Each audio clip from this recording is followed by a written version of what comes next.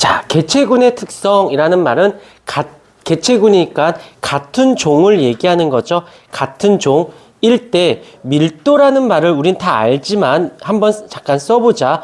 밀도라는 말의 뜻은 부피분의 질량으로 표현하는데, 이것을 개체군의 밀도일 때는 부피 대신에 공간이나 부피나 뭐 그 같은 말이니까, 그다음에 질량 대신에 개체수라고 이렇게 생각을 해주시면 좀 이해하기가 쉬울 듯 싶어요. 그래서 개체군의 밀도는 어떻다? 공간분의 개체수로 따져볼 수 있다라는 거.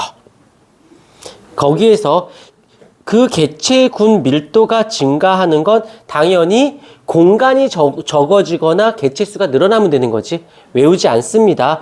출생이나 이입이고 감소하는 경우에는 사망이나 이출이 되어질 거니까 뭐 어려운 건 아니고, 그 다음에 여기서 개체군의 성장 곡선을 보시게 되면은 J자형 성장 곡선은 얘는 이론상 이라고 좀 써주도록 할까요? 이론상 성장 곡선이고, 그 다음에 S자형 성장 곡선이 있는데 얘가 실제야. 얘가 실제.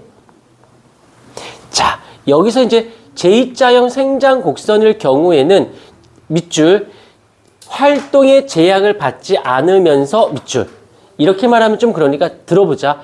자손을 낳았어. 그러면 내가 자손 낳고 또 자손을 낳아. 그럼 내 자손이 또 자손을 낳아. 또 자손의 자손들 또 낳고 난 죽으면 안 돼. 불사의 몸이야. 계속 개체수 낳고 내 새끼도 계속. 그러니까 어떻게 돼? J자형 곡선을 갖겠지. 기하급수로 늘어나니까. 그런데 여기서 뭐가 있냐면 환경 저항이라는 말에다가 동그라미 좀 쳐줄까요? 환경 저항. 개체수가 늘게 되면 일단 먹이가 부족해지고 서식지도 부족해지고 노폐물도 막 쌓이면서 환경 오염에 경쟁에 질병의 여러 가지 요인 때문에, 자, 어떤 거가 있냐면 나중에 그 어항에 물고기를 키우잖아. 그러면 암컷 수컷이 같이 키우다 보면 얘네들이 알을 낳아요. 나놓기는 해놓고는 알을 다 잡아 먹어버립니다. 근데 다 먹는 게 아니라 일부는 남겨놓고 나머지 다 잡아먹어. 그게 왜냐면 그 공간에 살아갈 수 있는 그 공간의 개체수가 정해져 있거든. 근데 번식을 통해서 만들어 놓고는 부화가 안 되니까 다 잡아먹게 되는 거예요. 그래서 개체수를 어떻게 본능적으로 유지시켜준다. 그래서 공간이 부족. 그 다음에 예전에 어떤 아랍 되게 부자인 사람이 아프리카에 놀러 간 적이 있었나 봐. 놀러 갔었어. 놀러 갔더니 어떤 되게 이쁜 영양이 있는데 사자가 누구한테 잡아먹히는 걸 보고 너무 속상했나 봐. 그래서 원체 부자니까 너무 속상해서 쟤네들 싹 다 잡아서 내가 사놓은 섬에다가 풀어놔줘. 싹 잡아서 섬에다 풀어놓은 거야. 그러니까 포식자가 없으니까 어떨까? 너무너무 행복하게 살고 있겠지. 그러다 몇 해가 지나서 딱 갔더니 다 멸종해버린 거야. 왜? 포식자가 없으니까 도망 다닐 리가 없지. 먹이는 풀이니까 엄청나게 잘 먹고 도망 다닐 필요가 없으니까 개체수가 엄청나게 늘어난 거야. 운동 부족에 병에 걸리기 시작하고 개체수가 많으니까 노폐물들이 엄청나게, 미생물들이 엄청나게 질병에 노출이 되죠. 그래서 다 죽어버렸어요. 오케이. 이런 부분들, 그런 걸 우린 뭐라고 부른다? 환경 저항이라고 해서 요 면적이 환경 저항인 거야. 더 이상 자라지 못하게, 더 이상 개체수가 늘어나지 않게끔. 그리고 특정 지역에서는 걔가 그 비생물적 요인이 그 생물을 담을 수 있는 능력이 있어요. 그걸 우린 뭐라고 불러? 환경 수용력이라고 해서 됐을 때 최대로 담을 수 있는 지점이 여기까지예요 라고 보면 되어집니다.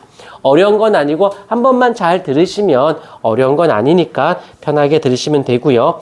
그 다음에 개체군의 생장 곡선이라고 되어져 있는데 여기서 일단 1형에다가 동그라미, 그 다음에 3형에다가 동그라미. 먼저 1형을 보자. 1형. 얘네들은 밑줄 그어 주실까요? 초기 사망률이 낮아. and 또 밑줄 수명을 다한 뒤 죽습니다. 그러니까 얘는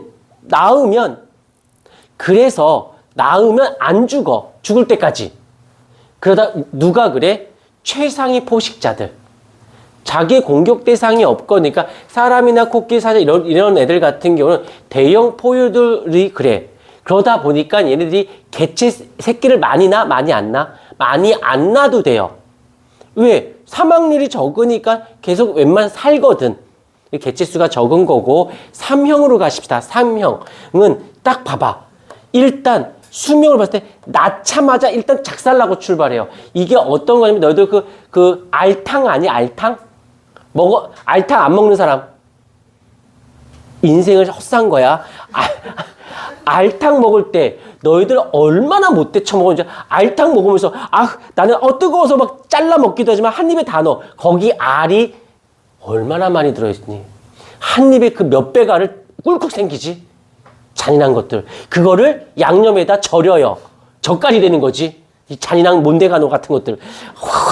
그런데 얘네 입장에선 삼형인 애들은 그래? 좋아. 그거보다 내가 더 많이 낳을 거야. 하고 죽자고 낳는 거야 그냥. 떼지어서.